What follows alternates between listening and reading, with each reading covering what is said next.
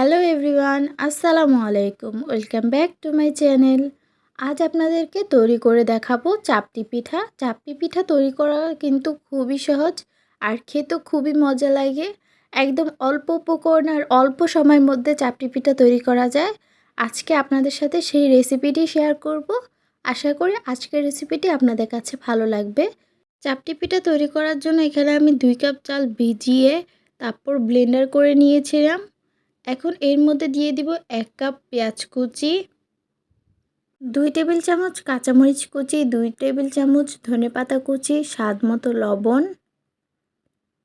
আর half cup পানি। এখন সব উপকরণ একসাথে ভালো করে মিক্স করে নিব।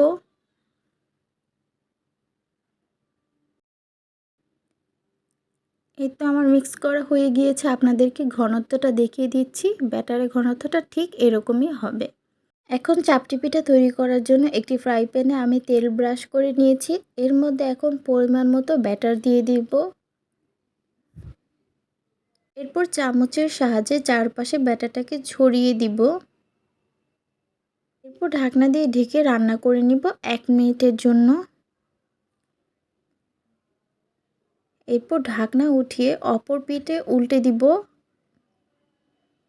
এবং অপর পিঠটাকেও 1 মিনিট ঢাকনা দিয়ে ঢেকে রান্না করে নিব। এই তো 1 মিনিট পর এই পাশটাকে আবার উল্টে দিচ্ছি আর দেখতে পাচ্ছেন দুই পাশেই হয়ে গিয়েছে। এখন চাপটি পিঠাটা আমি নামিয়ে নিব আর একইভাবে আরও বেশ কিছু পিঠা তৈরি করে নিব।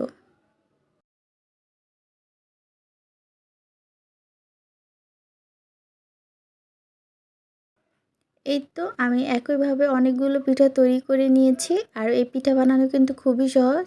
আর চাপটি পিঠার সাথে ভর্তা না খেলে কি হয়, ভর্তা ছাড়া চাপটি পিঠা চলেই না। তো এর জন্য এখানে আমি 3 রকমের ভর্তা নিয়েছি আর এই ভর্তার রেসিপিটাও আমার চ্যানেলে দেওয়া আছে, আপনারা চাইলে সেটা দেখে আসতে পারেন।